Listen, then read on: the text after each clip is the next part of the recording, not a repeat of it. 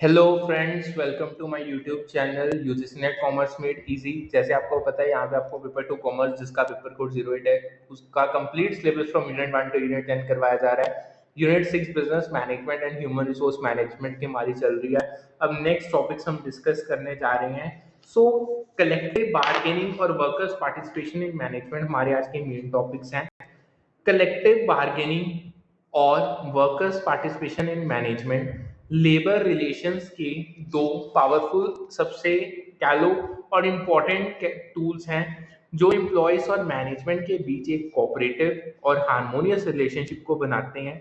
Collective bargaining की बात करें, ये एक नेगोशिएशन प्रोसेस है जिसमें लेबर यूनियंस और एम्प्लॉयज टर्म्स ऑफ एम्प्लॉयमेंट, जिसमें आपकी वेजेस कितनी होंगी, कितने आवर्स आपने काम करना है, बेनिफिट्स क्या मिलेंगे आपको, उस पर एग्रीमेंट बनाते हैं। वर्कर्स पार्टिसिपेशन की अगर दूसरे हाथ पे बात करें, एम्प्लॉयज को डिसीजन मेकिंग में इन्वॉल्व करना है ताकि उनकी वॉइस हो और वर्क प्लेस डेमोक्रेटिक बने। ठीक है जी, ये सारी चीजें हम देखेंगे। ये दोनों कॉन्सेप्ट इन शॉर्ट कहीं ना कहीं आपका मोटिवेशन और लीडरशिप के साथ भी रिलेटेड है। अगर हम बात करें, मोटिवेशन के लिए क्रिटिकल है क्योंकि फेयर ट्रीटमेंट और इन्वॉल्वमेंट एम्प्लॉयज के मोराल और उनकी इंगेजमेंट को बूस्ट करती है। लीडरशिप के साथ ये कनेक्ट होते हैं क्योंकि लीडर्स इन प्रोसेसेस को फैसिलिटेट और इम्प्लीमेंट करते हैं, जिससे ट्रस्ट और कोलैबोरेशन बनता है। हम इसमें कलेक्टिव बार्गेनिंग के फीचर्स क्या हैं, उसकी हिस्ट्री क्या है, क्या इम्पैक्ट उसका पड़ता है, वर्कर्स की पार्टिसिपेशन के फॉर्म्स देखेंगे, क्या उनको बेनिफिट्स होते हैं, और इसके अलावा कुछ और साथ में मिलते हैं कॉन्सेप्ट जैसे यूनिटरी अप्रोच हो गया, को डिटर्मिनेशन हो गया और डिसीजन मेकिंग के स्टेप्स हो गए। ये सारे अब हम करने जा रहे हैं। सो स्टार्ट करते हैं डिटेल में कलेक्टिव बार्गेनिंग के साथ। What is collective bargaining?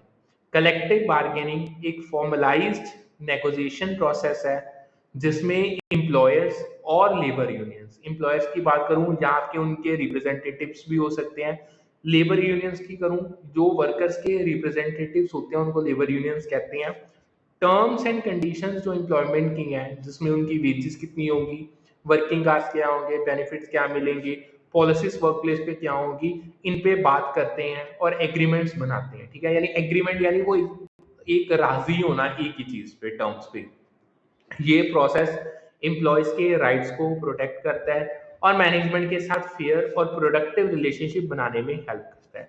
Collective bargaining का गोल है म्यूचुअल एग्रीमेंट तक पहुंच करना, वर्क प्लेस हार्मोनी और एफिशिएंसी दोनों को ही इंश्योर करना। मेन ऑब्जेक्टिव्स की बात करें, सबसे पहला फेयर वेजेस, एम्प्लॉयज को कॉम्पिटिटिव और इक्विटेबल पे को दिलाना इनका मेन ऑब्जेक्टिव है। इसका बेटर वर्किंग कंडीशन, सेफ और सपोर्टिव वर्क प्लेस एनवायरनमेंट बनाना चाहिए एंड ये हेल्प करता है उसमें। कॉन्फ्लिक्ट्स को रिजॉल्व करना, ग्रीवियंसेस और डिस्प्यूट्स को स्ट्रक्चर्ड वे में हैंडल करना। अगर एग्जांपल दूं, एक फैक्ट्री के वर्कर्स की यूनियन मैनेजमेंट से ओवरटाइम पे और सेफ्टी गियर के लिए नेगोशिएट करती है। ठीक है जी। अब आते हैं बात फीचर्स क्या है कलेक्टिव बार्गेनिंग के, इनको अगर डिस्कस करते हैं। देखो, कलेक्टिव बार्गेनिंग के कुछ की फीचर्स हैं जो इस प्रोसेस को इफेक्टिव और इम्पैक्टफुल बनाते हैं। ठीक है, की फीचर्स में बात करें, सबसे पहले labour unions. Labour unions worker के कलेक्टिव इंटरेस्ट को रिप्रेजेंट करती हैं और उनके बिहाफ पे एम्प्लॉयर से नेगोशिएट यानी बातचीत करती हैं। ये यूनियंस बेटर वेजेस के लिए, अच्छी वर्किंग कंडीशन और बेनिफिट्स के लिए एडवोकेट करते हैं। अगर एग्जांपल दूं, एक टेक्सटाइल फैक्ट्री के वर्कर्स की यूनियन मैनेजमेंट से 10% वेज हाइक के लिए बात करती है। फिर आता है नेगोशिएशन। कलेक्टिव बार्गेनिंग में नेगोशिएशन होती है जिसमें यूनियंस और मैनेजमेंट अपने प्रपोजल्स को प्रेजेंट करते हैं और म्यूचुअली एक्सेप्टेबल एग्रीमेंट तक पहुंचते हैं, यानी जो दोनों को एग्री, जो वो चीज यानी जो दोनों के लिए एग्रीएबल हो। ये गिव एंड टेक का प्रोसेस होता है। अगर एग्जांपल दूं, एक यूनियन 8 आवर शिफ्ट यानी 8 आवर शिफ्ट डिमांड करती है जबकि मैनेजमेंट 9 आवर शिफ्ट प्रपोज करती है। दोनों कंप्रोमाइज पे 8.5 यानी 8.5 घंटे पे एग्री करते हैं। फिर आते हैं कलेक्टिव एग्रीमेंट्स। सक्सेसफुली बार्गेनिंग का जो आउटकम होता है वो है कलेक्टिव एग्रीमेंट, जो एक लीगली बाइंडिंग कॉन्ट्रैक्ट है जिसमें एम्प्लॉयमेंट टर्म्स जैसे वेजेस कितनी है, आवर्स कितने काम करना है, बेनिफिट्स क्या मिलेंगे, ये सारे आउटलाइन किए जाते हैं। ये एग्रीमेंट वर्कर्स और मैनेजमेंट के राइट्स और ऑब्लिगेशंस को डिफाइन करता है। अगर एग्जांपल दूं, एक कंपनी और यूनियन एक 3 ईयर एग्रीमेंट साइन करते हैं जिसमें एनुअल वेज इंक्रीमेंट्स और हेल्थ इंश्योरेंस दोनों ही इंक्लूडेड होते हैं। फिर आता है ग्रीवियंस रेजोल्यूशन। कलेक्टिव बार्गेनिंग में ग्रीवियंस रेजोल्यूशन मैकेनिज्म होता है, इंक्लूड किया जाता है, जो वर्कप्लेस कॉन्फ्लिक्ट्स और एम्प्लॉय कंसर्न्स को स्ट्रक्चर्ड वे में हैंडल करता है। ठीक है जी, ये फेयरनेस और हार्मोनी को मेंटेन करता है। अगर एग्जांपल दूं, एक वर्कर अनफेयर शेड्यूलिंग के अगेंस्ट ग्रीवियंस फाइल करता है और यूनियन मैनेजमेंट कमेटी इश्यू को रिजॉल्व करती है। ठीक है जी, अब आगे चलते हैं। अगेन ये प्रीवियस ईयर क्वेश्चन था, who coined the term collective bargaining.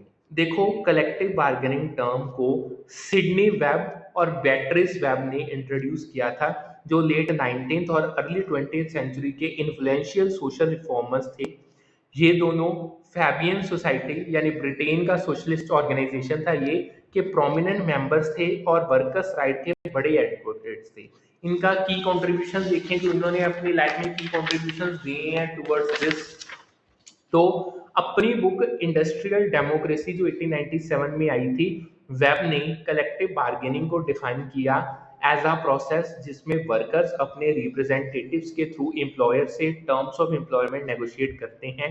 उनका बिलीव था कि collective bargaining fair wages, decent working conditions और वर्कर्स के ओवरऑल स्टेटस को इंप्रूव करने के लिए एसेंशियल है और उन्हें करना चाहिए। ठीक है, उनके वर्क ने लेबर मूवमेंट और इंडस्ट्रियल रिलेशंस थ्योरी को शेप किया और कलेक्टिव बार्गेनिंग टर्म आज भी वाइडली यूज की जाती है। ठीक है जी, अगर एग्जांपल दूं, वेब्स के आइडियाज ने ब्रिटिश ट्रेड यूनियंस को इंस्पायर किया था to demand better labour laws. ठीक, अब आगे आप चलते हैं union approach. Again previous year question, देखो यूनिटरी अप्रोच इंडस्ट्रियल रिलेशंस का एक पर्सपेक्टिव है जो ज्यूम करता है कि एम्प्लॉयर्स और एम्प्लॉयज के कॉमन इंटरेस्ट होते हैं और वर्कप्लेस हार्मोनी सबके लिए ही बेनिफिशियल है जितने जाने वहां पे काम करते हैं।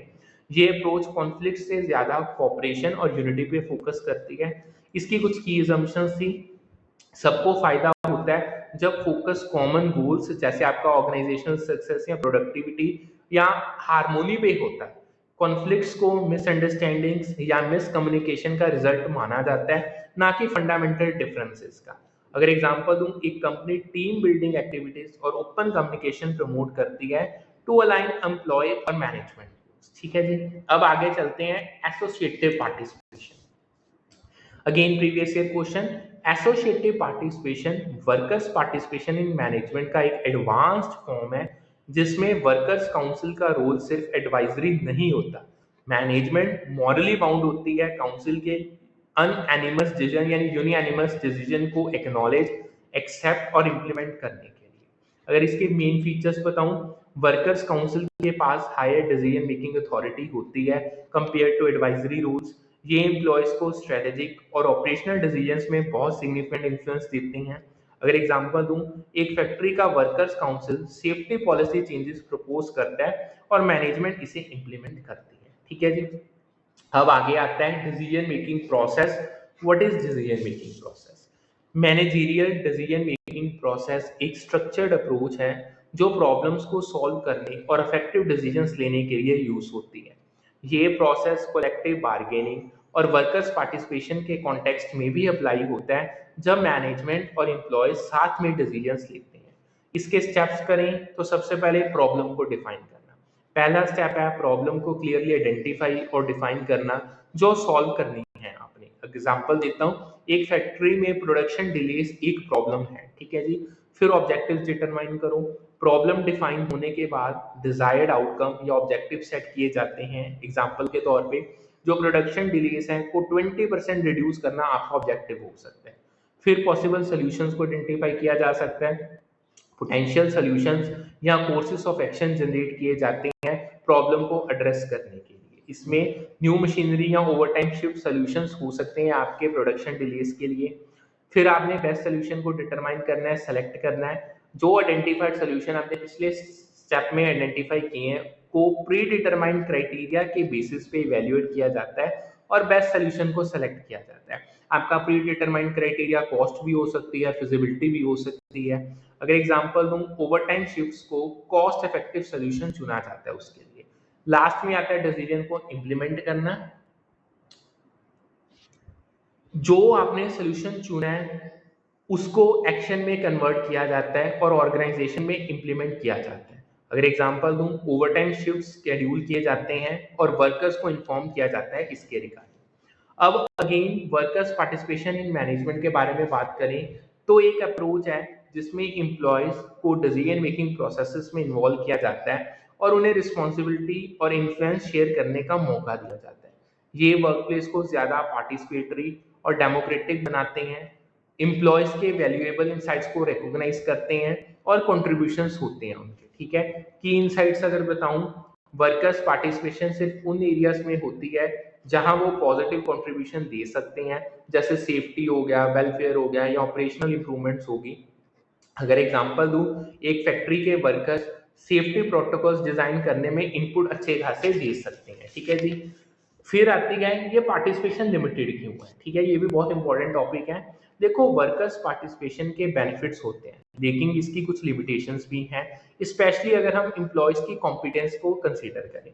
की लिमिटेशंस की बात करूं, देखो workers may not be competent enough, उनको नहीं समझ आएगा और appreciate managerial aspects of enterprise. यानी सिंपल समझो, workers may not be competent enough to understand और appreciate managerial aspects of enterprise. उनके पास इतनी नॉलेज नहीं है, उनके पास इतना एक्सपीरियंस नहीं हो सकता, कॉम्पिटेंट इनफ नहीं है और वो मैनेजरियल एस्पेक्ट्स को नहीं समझ सकते, जैसे फाइनेंशियल स्ट्रेटेजी या कॉम्प्लेक्स ऑपरेशंस हो सकते हैं। इस वजह से पार्टिसिपेशन उन एरियाज तक लिमिटेड होती है जहां वर्कर्स इफेक्टिवली कंट्रीब्यूट कर सकते हैं, जैसे ऑपरेशनल या वेलफेयर रिलेटेड डिजीजेस लगा लो। अगर एग्जांपल दूं, एक वर्कर सेफ्टी पॉलिसीज में इनपुट दे सकता है लेकिन कंपनी के मर्जर स्ट्रेटेजी पे वो नहीं दे सकता। अब आगे आता है को determination, again previous year question. देखो, को डिटर्मिनेशन वर्कर्स पार्टिसिपेशन का एक एडवांस्ड फॉर्म है जिसमें एम्प्लॉयज को डिसीजन मेकिंग प्रोसेसेस और पॉलिसीज में इन्फ्लुएंस करने का राइट होता है, स्पेशली वो मैटर्स जो सेफ्टी, वेलफेयर और वर्क रिलेटेड इश्यूज हैं। ठीक है जी। इसके की फीचर्स की बात करें, वर्कर्स के रिप्रेजेंटेटिव मैनेजमेंट बोर्ड्स या कमिटीज पे होते हैं जो पॉलिसीज शेप करते हैं। ये कंसल्टेशन या इंफॉर्मेशन शेयरिंग से आगे जाता है, यानी वर्कर्स को active decision making power provide करता है। अगर एग्जांपल दूं, एक कंपनी के बोर्ड में worker representative safety policy changes को अप्रूव करते हैं। अब बात आती है को डिटर्मिनेशन और बार्गेनिंग में डिफरेंस क्या है। देखो देखो को डिटर्मिनेशन सेफ्टी, वेलफेयर और वर्क रिलेटेड पॉलिसीज पे फोकस करता है, जबकि जो बार्गेनिंग है वो वेजेस और बेनिफिट जैसे टर्म्स पे होती है। अगर एग्जांपल दूं, बार्गेनिंग से वेज हाइक तो मिलता है लेकिन को डिटर्मिनेशन से better safety gear policies approve की जाती है। अब आती है फॉर्म्स क्या है वर्कर्स पार्टिसिपेशन की।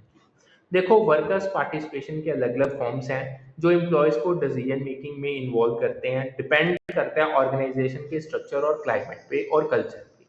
की फॉर्म्स में सबसे पहले आता है work councils. Formal representatives bodies हैं ये, जिसमें elected employ representatives workplace policies, workplace की या वर्किंग कंडीशन और वेलफेयर मैटर्स पे डिस्कस और डिसाइड करते हैं। अगर एग्जांपल दूं, एक फैक्ट्री का वर्क काउंसिल ओवरटाइम पॉलिसीज पे मैनेजमेंट के साथ बात करता है। फिर आती है जॉइंट कंसल्टेशन कमिटीज, कमिटीज जिसमें मैनेजमेंट और एम्प्लॉय रिप्रेजेंटेटिव साथ में ऑर्गेनाइजेशनल चेंजेस पे, सेफ्टी को लेके और वेलबींग पे डिस्कस करते हैं। एग्जांपल अगर दूं, एक joint committee new machinery installation के सेफ्टी एस्पेक्ट्स पे बात करती है। तीसरा, employ ownership and profit sharing, employees को कंपनी शेयर्स या प्रॉफिट शेयरिंग अरेंजमेंट्स ऑफर किए जाते हैं, यानी वो चीज उनको स्टेक देती है सक्सेस और डिसीजन मेकिंग में। अगर एग्जांपल दूं, एक कंपनी एम्प्लॉयज को स्टॉक ऑप्शन देती है जो प्रॉफिट से लिंक्ड होता है। फिर आती है team based decision making, employees अपने टीम्स के अंदर प्रॉब्लम सॉल्विंग, प्रोसेसेस की इंप्रूवमेंट और डिसीजन मेकिंग में पार्टिसिपेट करते हैं। एग्जाम्पल, एक sales team new client outreach strategy पे साथ में डिसाइड करती है। अब आता है इंटरकनेक्शन, किस तरीके से ये कनेक्टेड है। देखो, कलेक्टिव बार्गेनिंग और वर्कर्स पार्टिसिपेशन, मोटिवेशन और लीडरशिप एक दूसरे के साथ डीपली इंटरवाइंड है, क्योंकि ये प्रोसेसेस एम्प्लॉय को एम्पावर्ड फील करवाते हैं और लीडर्स को कोलैबोरेटिव एनवायरनमेंट बनाने में हेल्प करते हैं। की कनेक्शन समझें, motivation through collective bargaining and participation. सबसे पहले, collective bargaining fair wages, benefits और वर्किंग कंडीशंस इंश्योर करती है, जिससे एक्सट्रिंसिक मोटिवेशन बूस्ट होता है, यानी ये एक्सपेक्टेंसी थ्योरी के साथ अलाइन करता है। वर्कर्स पार्टिसिपेशन एम्प्लॉयज को डिसीजन मेकिंग में वॉइस देती है, उनकी इंट्रिंसिक मोटिवेशन लीड्स, जैसे ऑटोनॉमी और पर्पस पूरा होता है इससे, या ये सेल्फ डिटर्मिनेशन थ्योरी होगी। को डिटर्मिनेशन और एसोसिएटिव पार्टिसिपेशन एम्प्लॉयज को वैल्यूड फील करवाती है, जिससे उनकी एंगेजमेंट बढ़ती है। अगर एग्जांपल दूं, एक यूनियन के थ्रू वेज हाइक मिलने से वर्कर्स मोटिवेटेड होते हैं और पार्टिसिपेशन से उनका सेंस ऑफ ओनरशिप बढ़ता है। फिर बात करते हैं लीडरशिप और लेबर रिलेशंस की, इसको डिस्कस करते हैं। देखो, लीडर्स कलेक्टिव बार्गेनिंग प्रोसेसेस को फैसिलिटेट करते हैं, इंश्योर करते हैं फेयर नेगोशिएशंस और ट्रस्ट बने, यानी ये ट्रांसफॉर्मेशनल लीडरशिप है।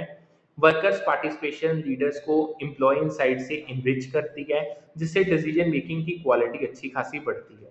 यूनिटरी अप्रोच लीडर्स को हार्मोनी फोकस्ड कल्चर बनाने में गाइड करती है। अगर एग्जांपल दूं, एक लीडर यूनियन के साथ ओपन डायलॉग रखता है और पार्टिसिपेशन कमिटीज को सपोर्ट करता है। अब आते हैं ऑर्गेनाइजेशन कल्चर। कलेक्टिव बार्गेनिंग और पार्टिसिपेशन का फोकस होता है फेयरनेस पे, इंक्लूजन पे और कोलैबोरेशन पे। एक पॉजिटिव वर्क कल्चर बनाते हैं जो सारी चीजें मिलके, जो लीडरशिप इफेक्टिवनेस को और बढ़ाता है, एम्पलीफाई करता है। फॉर एग्जांपल दूं, एक कंपनी का transparent bargaining process employ trust को बढ़ाएगा। सो यहाँ पे हम करते हैं आज का सेशन वाइंड अप। होप्स आपको जितना करवाया वो अच्छे से समझ आ गया होगा। फिर मिलेंगे with a new session with a new set of topics. Thank